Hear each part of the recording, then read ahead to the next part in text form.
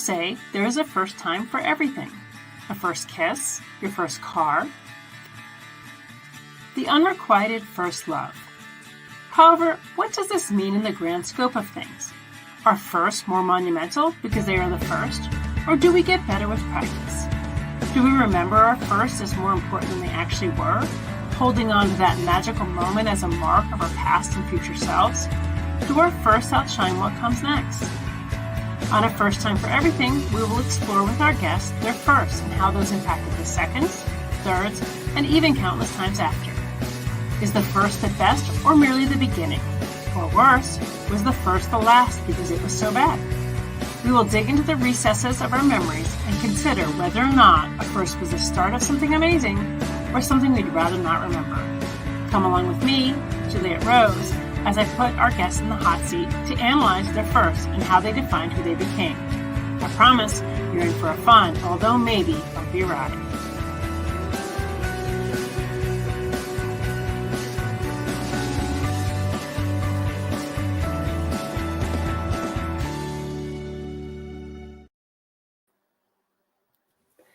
Good evening, everyone, and welcome to First Time for Everything.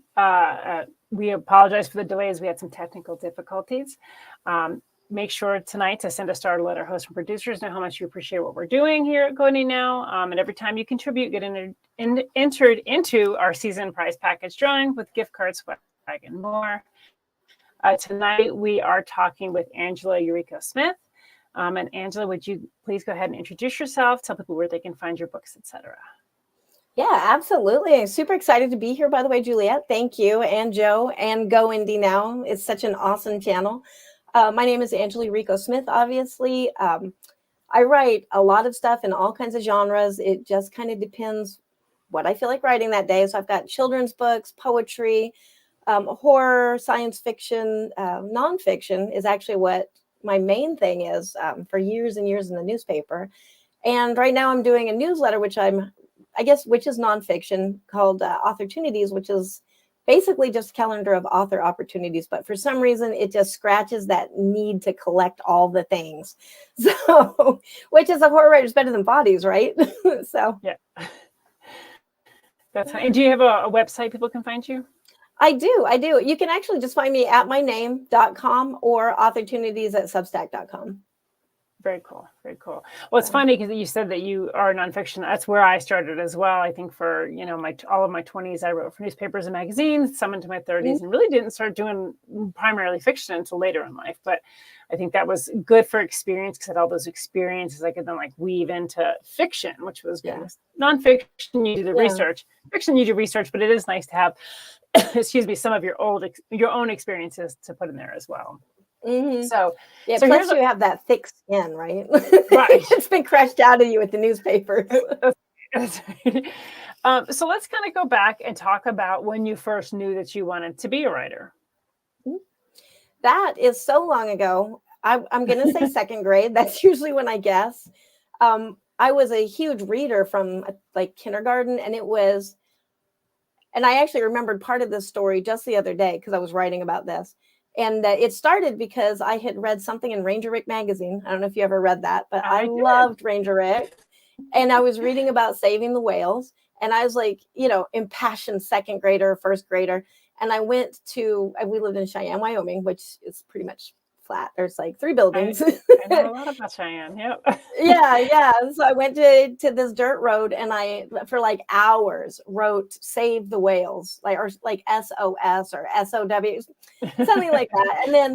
And of course, nobody was out there. So a bit 8 hours later, probably, or maybe this past an hour, the car drives by. And so I'm sitting there in the ditch, probably filthy, just oh, he's going to see this and he's going to save the whales. This is what's going to happen. Of course, the car didn't even see my magnificently placed rocks in the road and just drove on. And, as a kid, I was crushed.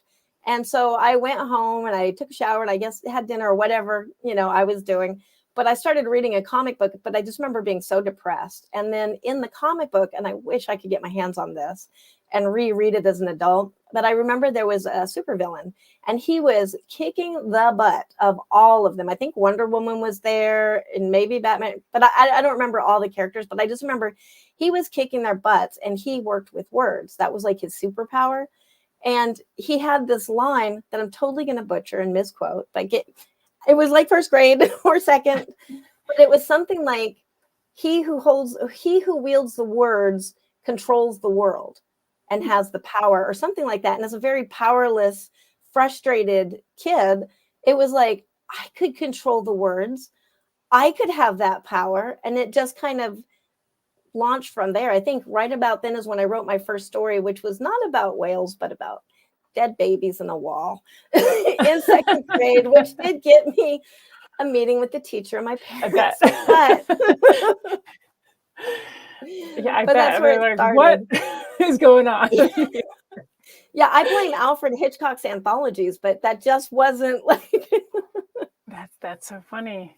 Well, and it's interesting because we do see like tinges of who we are now. Back then, like my aunt said, I also do art, and she said when you were little, you would just take that red, black, and brown crayons, and you would just like apparently I always had this like darker side in me even when I was littler.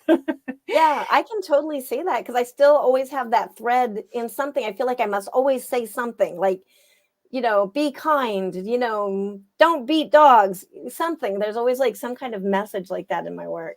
Yes. That's funny because I think you probably have that almost like that contradiction, but it makes sense where you have this really kind side and then this is like side, like, so I put those together where I have like the really dark side, but the really like kind side. I tend to actually weave them together in everything that I do. And I imagine you're probably similar. Well, that's what's really good about fiction is because you can basically make up like what could happen to you if you're not kind, and it's not good. Okay, you want to be kind. We all know what happens to the person that doesn't be nice to the old lady in the woods, right? Right. So that you obviously wrote throughout probably your school years and things like that. What was your first, I guess, like creation that you put out into the world? It was actually for somebody who started wanting to save the whales, it was another horror story, and it was for a website called Lovewords Easing, probably.com. It doesn't exist anymore, I don't think. And it was something about baby, but it was about the Jersey Devil legend as a baby, because that's the Jersey Devil legend. Where it comes from is a woman, I guess, got naughty with a soldier or something in the Civil War or something like that, and then she birthed the devil baby and it flew up the chimney, and that's the Jersey Devil. So I can't remember quite what happened with the story. I just remember it was the Jersey Devil as a baby, but I think the mother was calling it or something. But it was in a lake, and it was all set behind our house because we actually lived in Jersey Devil area in Browns Mills, New Jersey, where they found a footprint of the Jersey Devil in the 80s. And it was, so spooky, such a spooky area. Yeah. I love, do you like cryptid stuff? I'm really into like cryptid stuff and reading about. I have a book of like all of the ones all across the country, and it's just fascinating how every area kind of has like their own. Yeah. I will say my Chihuahua is called Chupacabra. So yes. Very cool. And do your stories now, do you have like kind of cryptid stories, or is that something that you've not worked into stories yet? I do have some cryptid stories, but it's funny because I do love cryptids and I love aliens, like space aliens, like conspiracy theories. Yes, I will put that foil hat on and go with you down that road just for the fun of it. But no, I really don't write about them that much. So I do have it. Usually it is, for some reason, ever since 2020, it went from more of a gothic-y horror to more of a science fiction-y horror with happy endings sometimes, which is a little, I don't know where that's coming from. It's the be kind part of it. I do the same thing. Like I have, my stories and they get really dark, but I usually typically have a fairly happy ending. And I think it's because ultimately I want the readers to be happy. Like I don't want to be like, well, that just ruined my life.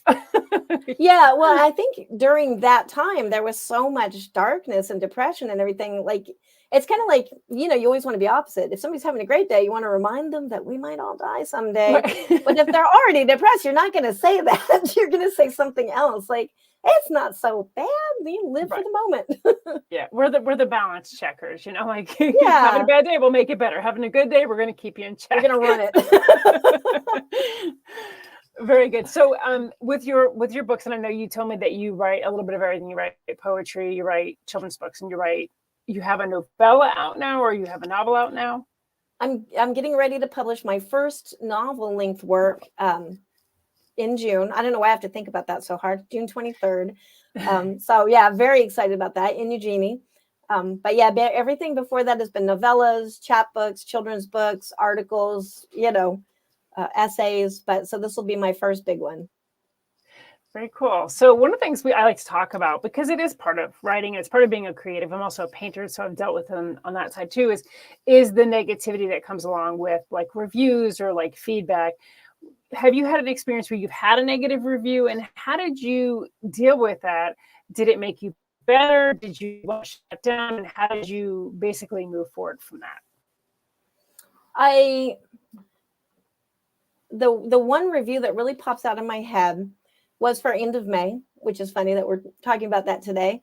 And it was, she knocked off like 2 or 3 stars because she didn't, in the book, the protagonist says something about fiction doesn't pay. Like she's actually a newspaper reporter, and that's how she makes her living, because fiction doesn't pay.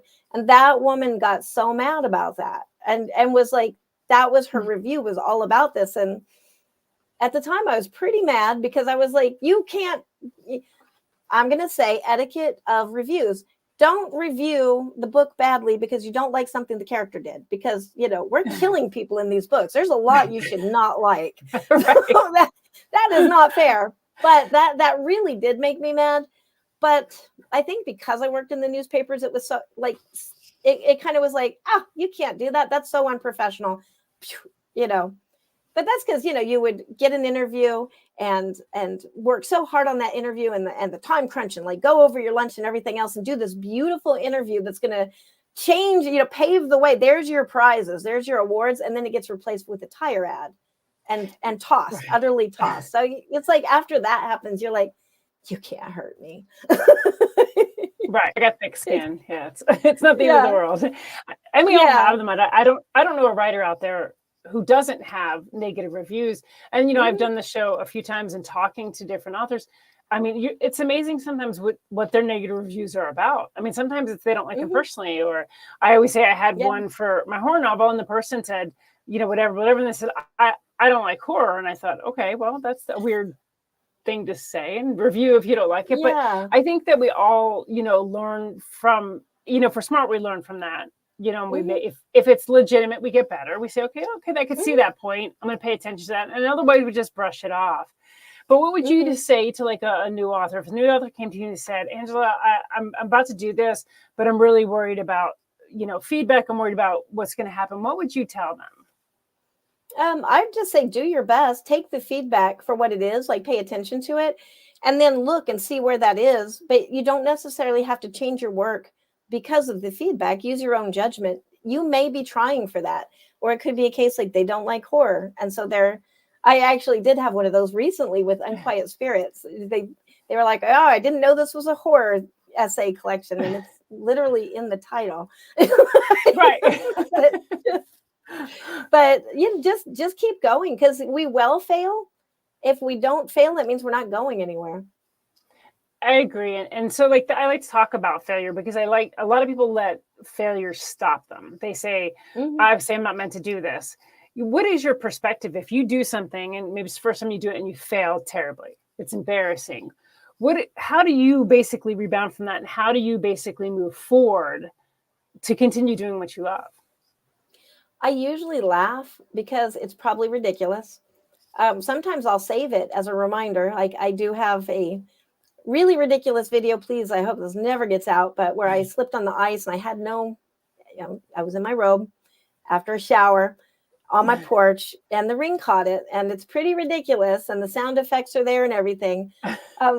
We just have to laugh at those things, I think, because we will fail. Being a human being is not elegant. I don't know if anybody noticed, but we're not elegant. We're pretty ridiculous. We're not like majestic cheetahs or anything. We're goofy, and have skin problems and no cool fur to cover us, and Yeah. so we're can. we're I feel naked like we mole can rats. only laugh. Yeah, yeah.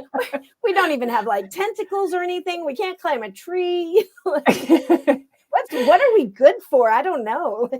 That's funny. Yeah. It's interesting because like I used to be so like people took pictures of me, like I have to see them before like you show them to anybody. I was always so worried about that. And then like this past weekend I was on a panel and another author had a friend taking photos and she's like, I'll send them to you. And I said, oh, I'll probably be like ridiculous. I'll probably be like in the picture because like you always capture me. And sure enough, she sends me the photo. And that's exactly what I'm doing almost to a T. And I laughed. Instead of being embarrassed, I shared it and I laughed about it and I let it go because I was like, you know what? That's reality. That's what happened. Well, we can't always pose with perfect lighting and yeah. But also that's like, it's honestly easy to be perfect. It's easy to be posed and everything.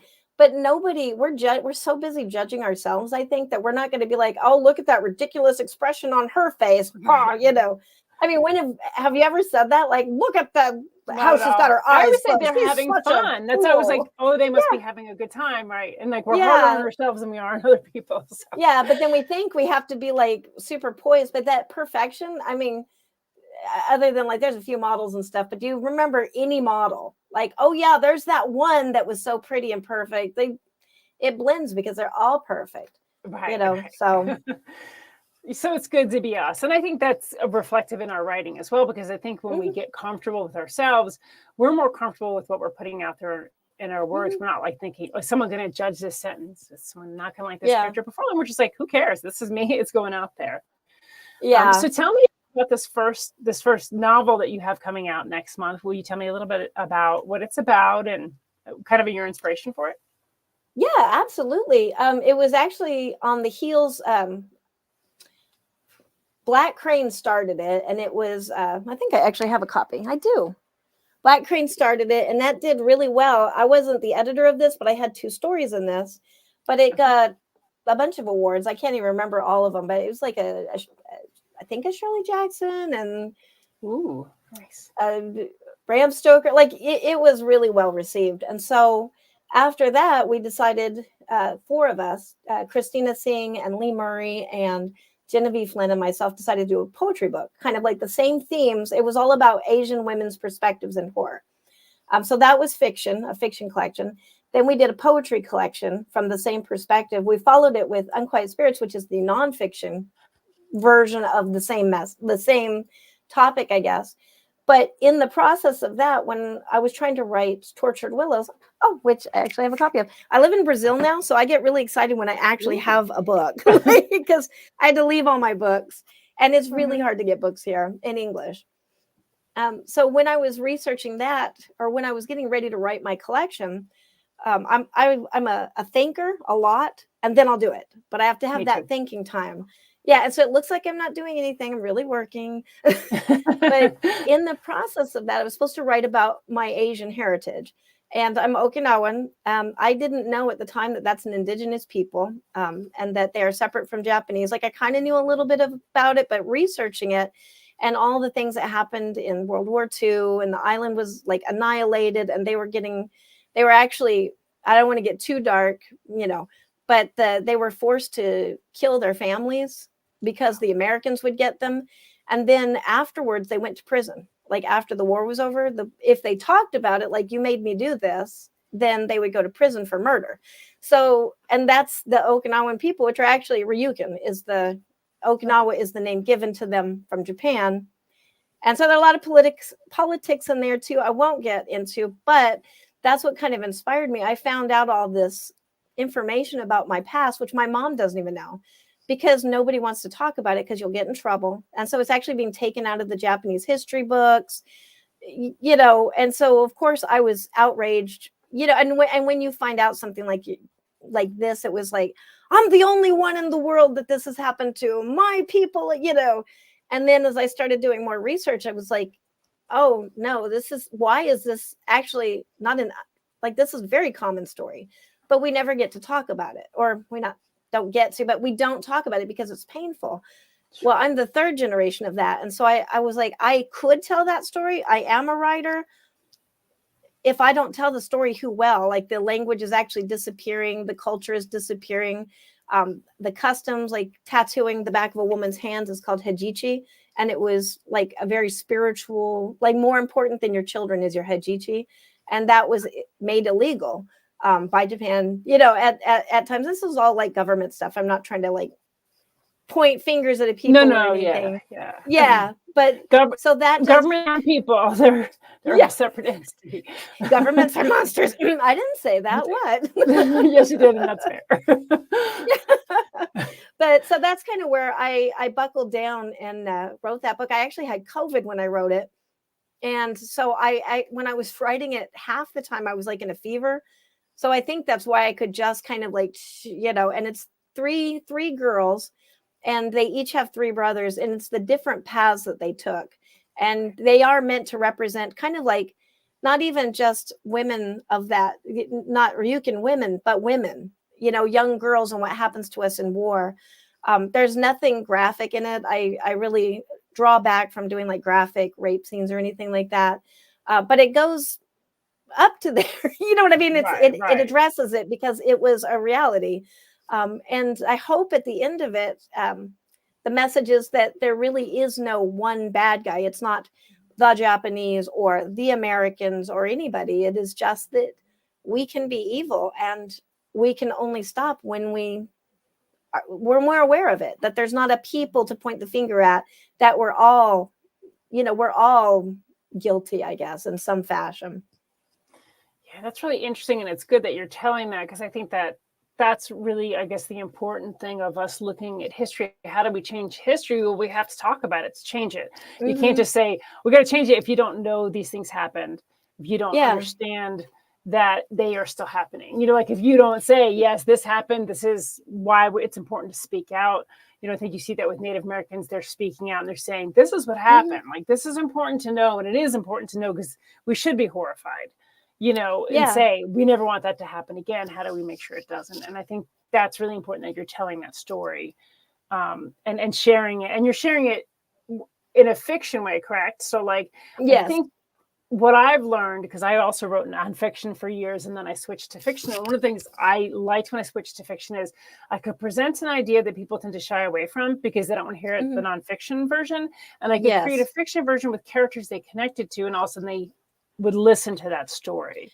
It sounds like that's what you're doing as well. Yeah, because you get the empathy with these girls and their brothers and what's happening in their families, where I mean, that's kind of where it started, is I had attended some lectures and stuff because I'm trying to get the information to write the poetry collection. And I was just like horrified, like, why does everybody not know this? And that usually is my reaction. We should all know about this. And I tell everybody, and it's crickets. I posted on my Facebook, and nobody, because it's hard, and we all have things that are going on that we're upset about, and we don't want more. I get it. So that's why I did fiction. And then the other thing, I was like, my family actually wasn't there during World War II, because they had left right before. I mean, I have family there, but my direct lineage, and we're Yuta, which are mediums in the family. So I like to think that it was like, oh, some bad stuff is happening. Goodbye. Like, we're getting out. And they did. And they migrated to Hawaii. And a lot of Okinawans came to Brazil, which is why I'm in Brazil now, because I'm doing research here for a nonfiction book on Yudaism. And I don't know if you would call it Yudaism, but Utah, the state of being Yuta, and how it affects you and how it's evolved. And also what happens to like our Western culture, where we kind of try to take spirituality and put it on like a day and in a box and a label and a sign that we put on the wall. And I'm not trying to go anywhere with spirituality, but some other cultures, it is like when you have that person that has that schism, so they're like hearing voices or whatever because they are hearing spirits, maybe or maybe not, believe what you want. But in that culture, they're tended to like brought in as like, oh, you are a resource, you're connected to the gods, and you're going to be a spiritual leader, and we're going to show you coping tools. And then like a Western culture tends to take that person and locks them up, puts them out on the street. And so it's kind of like the question that I'm trying to answer with this collection, or this book, is what is the result of that? Like, is that part of why we have some issues in Western culture. Not saying any culture is better, but yeah, I think it's good to challenge. I mean, I do that in reasons. I challenge the challenge ideas, things that I've seen.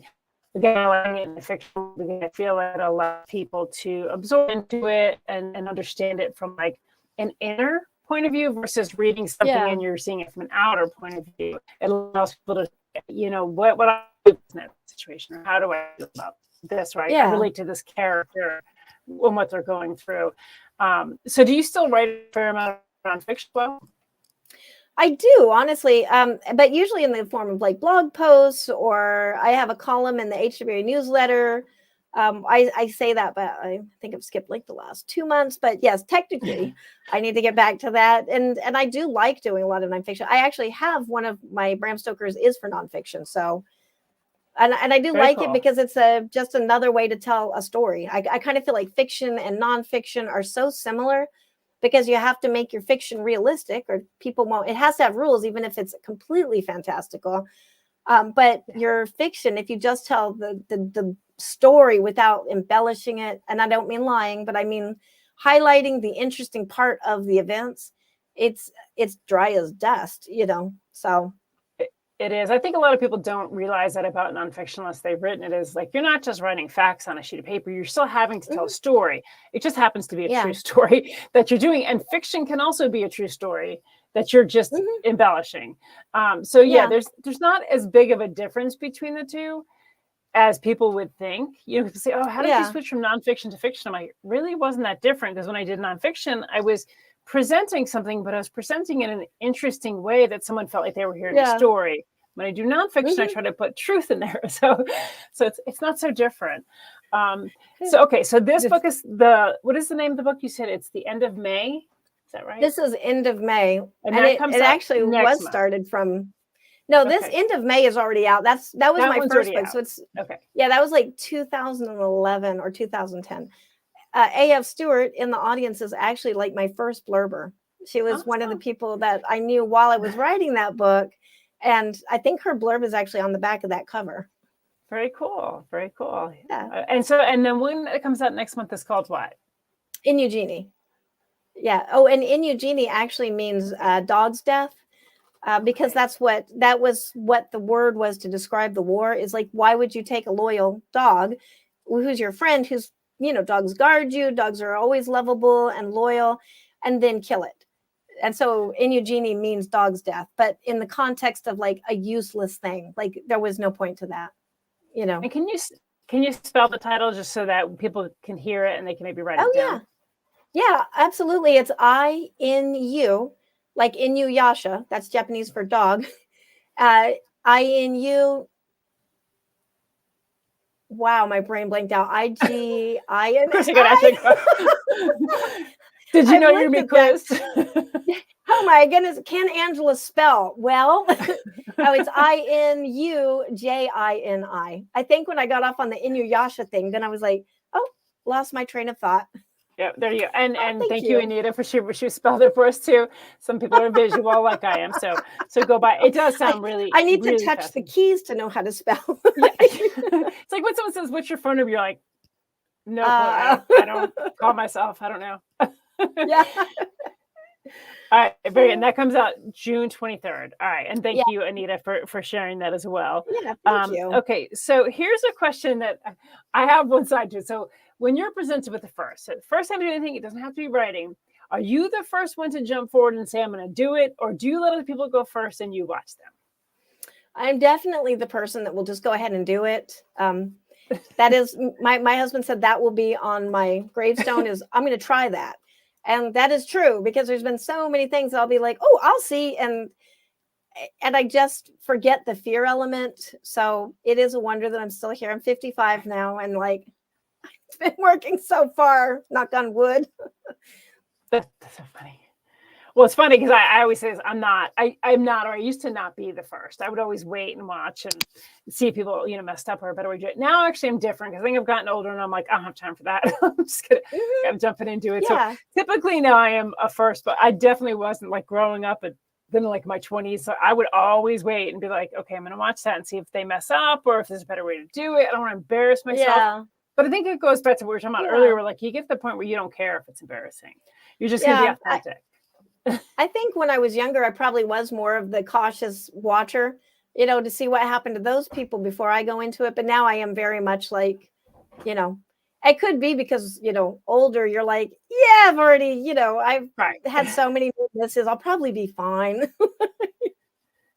Yeah. And we're still alive, so it can't be so bad. Or it could be as the older you get, you're like, I really don't have time to waste waiting for you people. I'm just going to go see. I think that's a big part of it for me is as I've gone on, like before, you know, I felt like you have like this unlimited time, and now you're like, because I'm close in age to you, so it's like you get to the point where you're like, I just don't have time to wait. I gotta get on with it, and like that's everything. I just gotta get on with it. So I was curious. You said that you were a kid living in Cheyenne, Wyoming. How did you live in Cheyenne, Wyoming? I think my mom went to college. I was born in Madisonville, Kentucky, as you can tell by my accent. Just the tiniest. I actually drove through that a few years ago. It's the tiniest.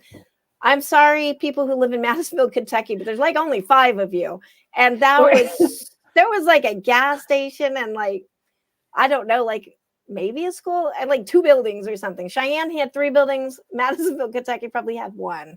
And then my parents left that. We actually lived in a haunted house there that I still remember. I went to Cheyenne, Wyoming. Do you remember like ghosts? Like, do you remember it being like things happening or?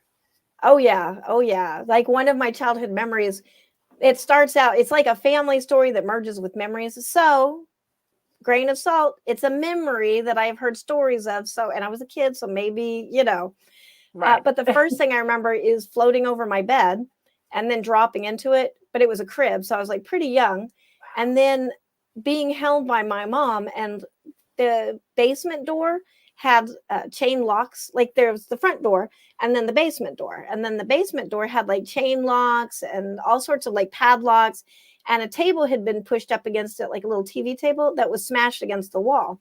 And all the locks and things were busted out. Like it was not closing. My dad was like trying to close it. That was the next memory. And I don't know if these are sequential, but then the family story is that that door had exploded open. And I guess it did that. It would always open and it would scare my parents. So they had started putting all the locks in the TV tables. And then it was good for a little while. And then one night it just but apparently blasted open and smashed the TV table with the force of it. And then my dad went down in the basement with a gun and saw a head in the window. And so thank goodness he didn't shoot because it was me. But he shoved a bunch of boxes and stuff at it, like a panic, you know, shoved a bunch of stuff at it and then like ran up the stairs. And then he heard a baby crying, which was me. And I had somehow gotten in the basement.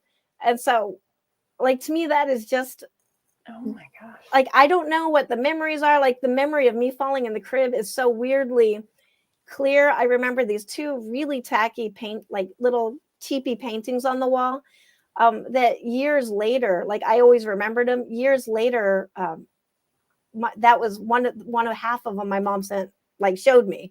Not sent me. I mean, I did wind up with it in my possession, but showed me. And I was like, so that was real. I guess I'd always assumed that, I don't know, I'd watch Poltergeist and those were the paintings in the Poltergeist movie and that somehow, you know, but I remember those paintings. So now it made me kind of go where it was a memory that I was like, yeah, there's no way that happened. Because when she sent me the painting, it was like, maybe it happened. I'm not quite sure how to unpack that or what to do with it. But I really want to go back there someday. Did you have like experiences later in life at any point with kind of spirits and stuff like that? Because like usually they say like people are like things tend to gravitate towards them. I have a child. She's always seen things no matter where we live. So like, do you feel like no matter where you've been, you still have that kind of around you? Oh yeah, definitely. And for like years and years, it was always scary things. And now as an adult, I think it's scary because I didn't understand them. And we're told to be scared. You know, if a door closes or if you hear a voice calling your name in the middle of the night in an empty house, be scared. Right. But now I'm like, I don't know. Is that scary? It's just a voice, you know what I mean? Like, okay, the door closed. did that hurt me? You know, kind of Right. thing. So it was actually, I did get in touch with the Yuta side after we were having a bizarre haunting. And it was following me to work. The TVs were going off on their own. And this is at work. So people are seeing this and they're getting freaked out by me. I'd walk by the blender and the blender would start and then turn off like as I walked by. And I'm usually so clueless because I'm usually up in my head, like, I'm going to write a poem about that. Right. And everybody's like, oh my God, Angela. And I'm like, what? What's going on? And then at home, we had the tires. We had a car. The tires all went flat on the car in a locked garage. And then I was going to take my scooter. I had a little, I can't remember what kind of scooter, but just one of those little moped type things. Then and the same day, the tires went flat on that as I was trying to wheel it out. So I was like, and I'm trying to get to work. So then I'm going to take my bike and I'm riding my bicycle and both tires went flat as I reached the building. And then the stove blew up. Still don't know how that happened. I turned it to preheat and all of a sudden just goes boom and like was dead, like wouldn't work. And the microwave blew up with like a bowl of soup or something in it. It shorted out. And I'm sure there's more things that I've forgotten, but it was getting to be this freakish point where we were all like, oh my God, what is happening in our house? And then I remembered that my uncle had passed away. And he and I, we only met once, but we pen pals. I loved him. He was an amazing man, Uncle Shigeru. But I remembered that he died. And then that felt like, I don't know, it's just like, the intuition, I guess. Like his spirit maybe is still here and it's confused. Like, where am I? And you're, if you're confused and maybe blindfolded, you're knocking into stuff and you're breaking stuff. And you don't mean to be harmful, but you're just scared. And so it was kind of like, oh yeah. At the time, I really hadn't done any research on Yuta or anything like that, or mediumship or nada, other than like, oh, I see ghosts, Right. And so I was like, well, what would a Yuta do? Because that's what they do, right? Is like get the balance. I've seen movies and stuff. And so I was just making this up, but I put like a little bowl of rice on the front porch with the idea that I'll lead him out, and I put like, he loved to drink. And so I had like a little shot of something, I can't remember what it was, and some incense, and he smoked. And so I had a cigarette out there that I'd lit and I, propped it up. But the weirdest thing is I felt like I could feel him moving through the house but like attracted to like, oh, I smell cigarettes. Like, oh, that's good. Cause he liked that, brandy or whatever it was, Right. and I could feel him bump. And then in the front door, like, it's like, it was so clear to me. And then like, kind of like a thank you, or like a moment where we communed in some way. And then he was just gone and everything stopped. Nothing happened after that. No flat tires. We really like couldn't afford having him there anyway because those tires are expensive. But so that kind of was the first thing where, because my family grew up very religious and scared, and that was part of the trying to fit in with society, Okinawan. And Okinawans are like second class after Japanese. They're like the minority to the Japanese. And so a lot of Okinawans will present as Japanese. They'll say they're Japanese. They pretend to be Japanese so that, they don't get pooped on, I guess. So my family was very like, not only are we Okinawan, but we're medium Okinawan. So like, I guess you could say like witches on top of it. So the whole family was very like, be religious. We only talk about Jesus, do not go there. If a ghost talks to you, you don't answer it. There was this frightening story about my great aunt, my grandmother's sister, great aunt. I think that's great aunt. But she committed suicide by shoving toothbrushes down her throat because she had communed. And this is, I know she died, and I don't have records of how she died. But the story was she talked to this ancestor in our family that was trying to get her to be a Yuta. And look what happens. Cautionary tale. Don't ever do that. Wow. So when all that stuff was going on with Uncle Shiggy, I was very much like, oh, am I going to go to hell now? Like, geez, what's going to happen? But because it felt like such a peaceful, healthy thing. I was like, I just can't see how this would be bad. I maybe imagined it, maybe it was real, but all the stuff stopped, and that's really the goal of what I was doing. So after that, I just started doing research. And at first, it was very nervous research, like, I don't know, I touched a pendulum, and is that going to possess me, like that kind of level. Right. And then on to now where I actually do a lot of research into that kind of thing. And well, I'm here studying shamanism. So that's really cool. So is yeah. that how you ended up in Brazil? Is you wanted to study shamanism? Mm-hmm. Yeah, I was actually trying to find the Utah communities, because in the United States, and it's funny, like how we've accepted different cultures. And the United States, it was very much like, don't do it, lie about it, pretend like it's not there. We are normal, just like everybody else. My grandmother wanted to be American so bad, like, a US person, that's all she obsessed about. And, she didn't believe she had an accent. Like, that was her one goal, is to be not Okinawan. And then in Brazil, so all of the Yuriko, I don't know of a single Yuriko. I tried to do research. Nobody in America that I can find. Here, there's actually a really rich culture of that. Like, they have like an Okinawa town, and this is up in Sao Paulo, and I haven't gotten to go there yet, because I really do want to get established a little bit, get my Portuguese down so that I can have a translator, but also communicate on a basic level.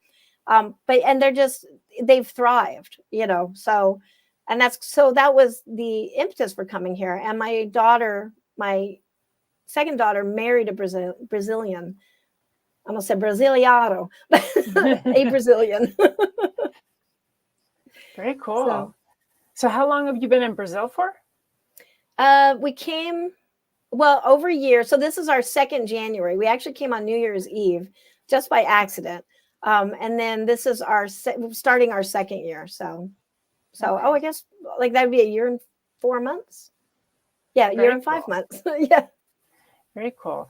And so I know that you were born in Kentucky, you moved to Cheyenne. Where else have you been, and how did that kind of play into your writing? Gosh, I have been in the 80s. I was a hitchhiker. I was just I ran away from home and started hitchhiking everywhere. And I would never do it now. Do not do this, kids, please. But I just kind of went everywhere. I hitchhiked I started out in Washington State. Well, I went all over the Midwest, because I had wound up, actually I started on the East Coast in New Hampshire. And then I wound up, my parents tried to save me by sending me to college, and yeah, that didn't work. I'm sorry, Laramie University, but that didn't go great. And then I hitchhiked from there a bunch, like all around. I don't know if you know the Dead Kennedys, but Jello Biafra was in Denver. Yes. Yeah. This is one of my big regrets in my life. I miss seeing him live. He was doing some kind of like political talk. Yep. And I had like enough money to get in, or enough money to buy beer. And I chose beer over Jello Biafra. And these are the regrets in my life. But that's a fair regret. It was fun. Yeah. I was like, I'll claim that regret. And then I went up to Washington State, and then I wound up just hitchhiking down to Florida. And then from Florida, I went to Montreal, because I decided I don't want to be American anymore. So that was the first time I tried to immigrate out of the United States. And then I came back. Then it was just like a lot of like, New Mexico and New Jersey, like just various states. Yeah. Yeah. And then I went to Australia. Then I wound up getting a divorce, and I had met some guy who was just a friend. He's actually 20 years younger. So we were definitely just friends. We would play games together and chat. But because he was in Australia, I'm never going to meet him. So we could talk very openly about everything, And then we wound up falling in love. And then now, went to Australia, and we got married. I was like 13 or 14 years ago. And then I came here. Yeah. And then we went back to the United States for a little while and lived in Florida. and then came here. So yeah, that was the whole, probably more details than you needed. No, it's interesting because like my mother was a deadhead, and so like we lived in a camper and moved and drove around the country into Mexico, and then my Awesome. first husband was military, so we moved around with him a lot too. So like, and that plays a lot into my writing because I have these experiences of different cultures and things that I've seen that I do want to put into my writing, and I actually think it's really beneficial to have all these different experiences. Because we don't have to make them up, like we know foods and we know cultures and we've had those experiences. It makes it much more, I think, authentic writing it into a story. Yeah. Not that you can't research, because I've definitely written about areas I've never been, but like I like that I've had those experiences and can put those into my story. So yeah, I think that's really fascinating. And I can tell just talking to you that you had a lot of experiences, which is really cool. I guess we can go a little over today because we didn't get started for a little bit. So I think we're still good on time. I'll wait to do the spinning wheel yet. Okay, so here's my favorite question. And I love the answers because you never know. But what is the first you'd rather forget? First, I'd rather forget. That's really tough because I really, even bad experiences, I kind of treasure them for what they are. Yeah. First, well, you know what? I'll say Ipecac syrup. I wanted to, as a kid, as a stupid child, I was like wondering, well, how bad can you throw up? I'm going to experiment with that. I also sprayed myself in the face with mace one time because I was like, well, how bad can it be? Really, really bad. It's pretty bad. It can be very bad. And so I guess I could have, I don't really regret them, but like in that moment, I definitely regretted it. That was some very intense regret both times. Like, what was I thinking? That being said, on my list is to be tased one day, because not for being a criminal, but just to experience it. Because how can we write about it then? Wow, yeah, that's brave. My ex-husband was military, and I remember him talking about how they all had to go through like getting gassed. They had to go through that. And he was like, it was absolutely horrible, but I'm glad I did it. He's like, because now I know what it's like. So like that, I wouldn't do it to somebody thinking it's nothing. I know it's really, really terrible, And I think that is the benefit of experiencing something, is that, instead of like seeing it from the outside, and yes, you understand things are bad. Like being shot obviously is bad, but being shot would be a lot worse than thinking being shot's really bad. So, like that, you could write about Ipecac pretty authentically. Oh, yes, I can tell you all about throwing up with Ipecac and how fast it works and how surprising it works, how effective it is. I think we actually don't do that now. I think that's like not what poison control says to do.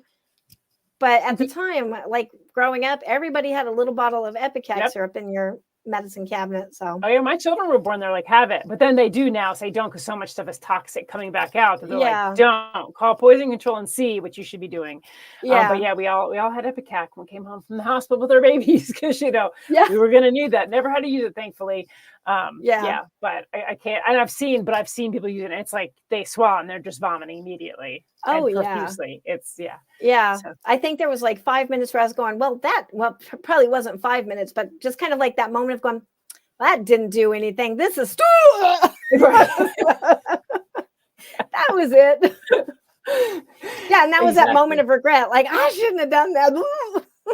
And you can't go back. Like, it's like something that you've committed once you do it. It's kind of like you said, you made yourself. I've been maced before. When I was a kid, I went to a roller skating rink in the bad section of town. A knife fight broke out, and they came in and maced everybody.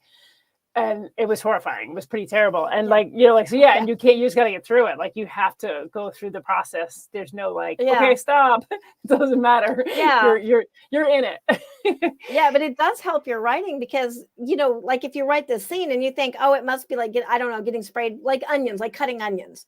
And you're going to tear up a little bit and stuff. And so your character gets maced, and then he like wipes his eyes, and then he like goes back to fight. Oh no, he's on his knees and he's blind and almost deaf, because like you lose this sense so painfully, like all the world just becomes that sense. So it definitely does. You don't want to like pluck your eyeballs out. It's terrible.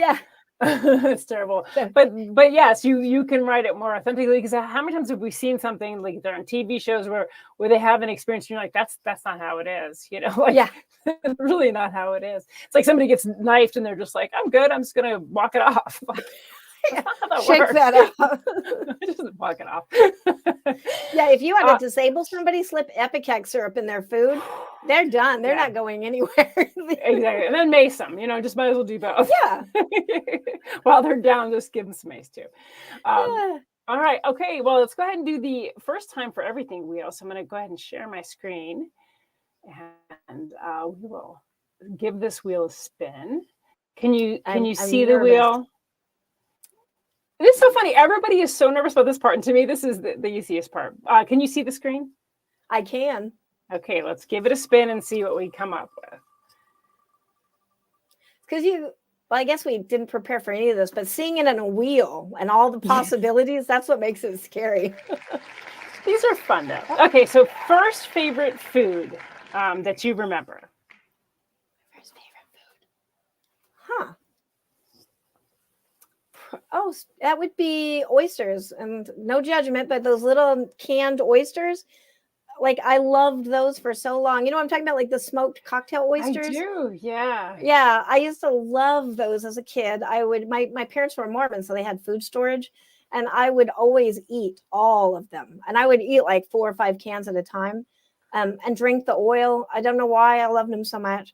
Up until I was pregnant with my second daughter, and then I found a big beetle leg in one of the cans, and I haven't ever eaten them since. Yeah, so I think that's fair. Yeah, that's my first favorite food. I was trying to think of my first favorite food. I wasn't a picky kid. I was actually probably my mother's easiest child. I would just pretty much eat everything. I mean, I love Brussels sprouts. I hated liver. I'm glad that we don't really do that anymore to children. Yeah. I guess that was required once a week. Oh yeah. But honestly, I was a roller skating kid. And I loved rollers, the food at the roller skating rink, which was the worst food. I also was a roller skating kid. Nachos and cotton candy. Yeah, Kit Kat bars. I tried to change my name to Kit Kat because I loved Kit Kat so much. I love child that. logic. And Anita says she actually liked liver. What is wrong with you, Anita?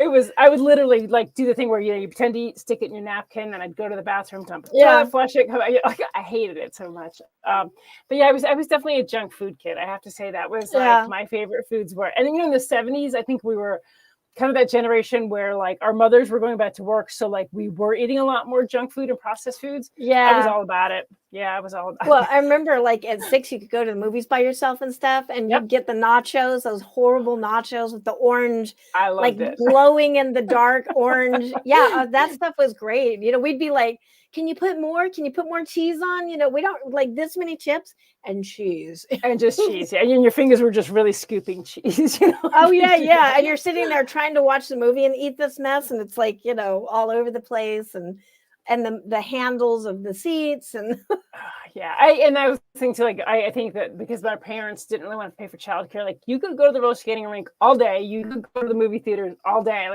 We'd watch they pay one movie and then sit there all day and just watch movie after movie after movie. It was awesome. I loved it. Yeah. And we were supposed to be honest, but nobody asked how we were sitting there watching all those movies with one ticket. Exactly. I think they were just whatever, Yeah, you're not in my hair, so. Exactly. All right, let's spin this wheel again and see what else we come up with.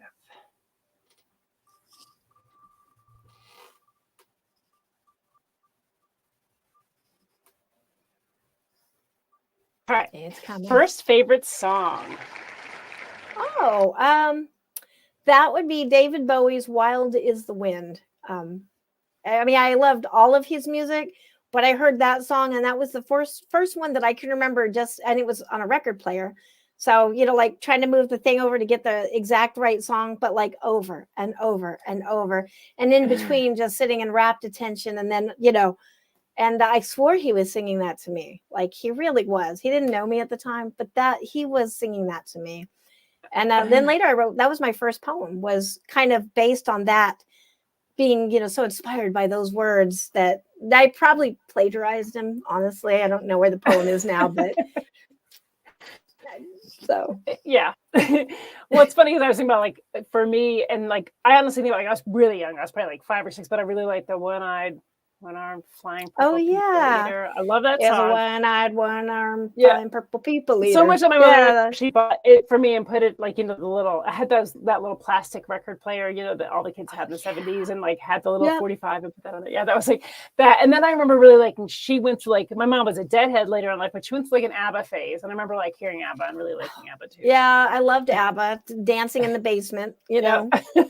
for hours, and Cool in the Gang, Celebration, and Yeah, John there's Travolta. a lot of fun music, and that was because I was a roller skating kid, and so I would go there in the morning when they opened, and I wouldn't leave until like it was dinner time or whatever. It's just roller skating music, anything like that, skating around. Yeah. I remember ELO and like of course Gloria Gaynor. Did you have your own skates and like your skating outfit? I did later, like initially, we just had little brown kind of suede skates and that everybody wore that were standing gross. But eventually I didn't. I actually have roller skates now because I still love to roller skate. So yeah. Oh, that's awesome. Yeah, still have those. All right, let's do one more spin of the wheels. Let me do this here real quick. Okay, we've survived so far. Not so bad. It's not been so bad. Usually these are more fun. Yeah. Oh, this one may not be though. Oh, first heartbreak. That was Herbie. And he was a first of many things that we don't need to go into live.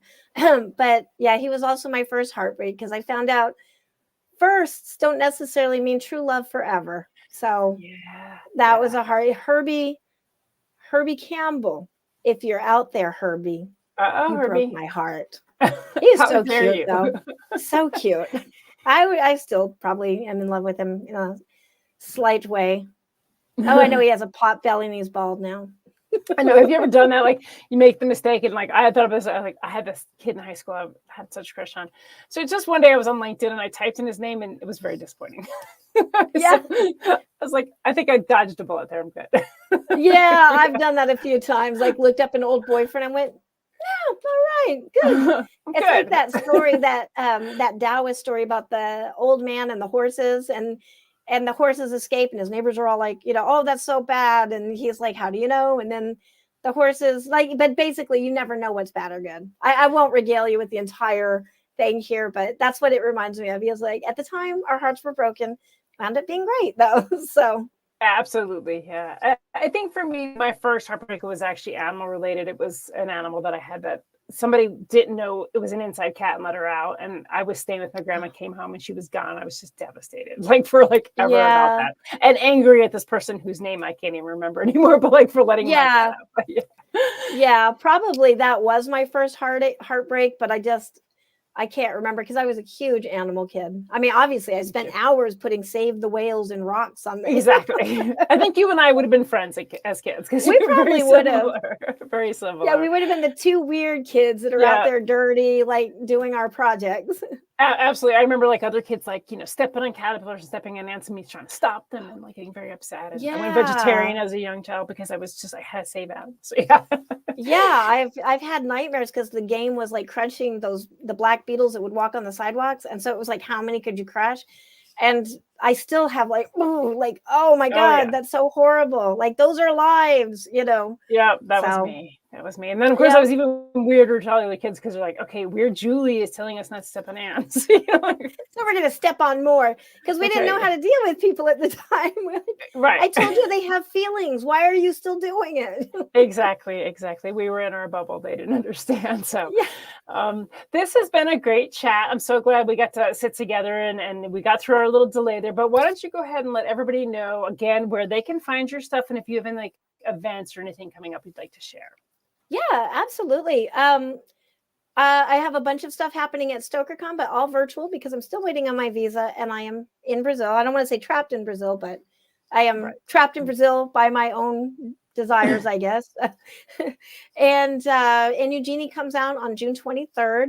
Other than that, usually everything goes through my Opportunities newsletter. I always have like a little place where it's my rights and I like WRITES.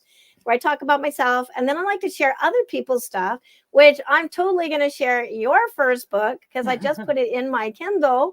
So Do Over. I'm very excited to read that. That's what I will be doing after this show to relax. And Yeah, and then I have we have Space and Time magazine. I publish Space and Time magazine, so a lot of stuff winds up going in there too. But that's pretty much where I hang out, in this chair, in this actually a walk-in closet I've converted into an office. So I'm in here. This is it's an old closet that I converted into like a little studio. So yeah, privacy. Yeah, it's perfect. We don't need a lot of room. Not at all. Not at all. Well, very cool. And you were really a fascinating guest. I had a lot of fun. I'm going to check out your book, Inujini in Eugenie, yes, which comes out next month. I'll definitely give that a check. And I'll look up some of your nonfiction too, because like I said, I still really like nonfiction. So I'm kind of curious to see what else you have out there. Yeah, I tend to read both all the time. I have to have both. Yeah, me too. It's almost like that balance of fiction is good, lets me release my mind, etc. But then I really like nonfiction because I like that, I guess, aspect of really knowing what's going on in the world and being exposed to things we don't know about. I never knew about Okinawans, which you were talking about. I had no idea. So that's something after this I'd like to read more about, because that you're educating people, because it's like you said, people weren't really talking about it because they felt like they couldn't. And it's it's time to talk about things now. It's good to have that voice and let people know what's going on. Yeah, I think especially now, because we're kind of replaying a lot of these dark times from our past, kind of are replaying right now. Yeah. And so I guess that was also part of it, is we have to talk about it. So we do, because I think talking about it takes the power away. It takes power away from people that want us to be silent. And you always hear that thing where they say abusers use your silence, to keep doing what they're doing. And we need to stop doing that, and we need to speak out. So I think it's really good that you're doing that. And it's very fascinating. Because again, I didn't know about it. I consider myself fairly well read, but that's new to me. So that's something I definitely have to look considering at. That was my family and I didn't know about it and my mom didn't know about it. It's pretty hidden, but once you start digging it, it's well researched. It's just it's very much closed off if possible. And now Anita says definitely read Unquiet Spirits. And that one, I'm definitely going to link that one up as well, because that sounds really remarkable. Again, I appreciate you coming on the show tonight. This has been a great conversation. Everybody, please check Angela's work out. And again, your website is, you said it's your full name? Yeah, it's AngelaYurikoSmith.com or AngelaYSmith.com, because nobody's going to write out Yuriko, or authortunities@substack.com. Awesome. Well, thank you again. And thank you, everybody, for listening in. Absolutely. We appreciate you jumping in tonight. And just remember, everybody, it's always time for Go Indie Now. And thank you very much. Yes. Thank you. All right, I'm going to run that last outro and say goodnight. And it is not working.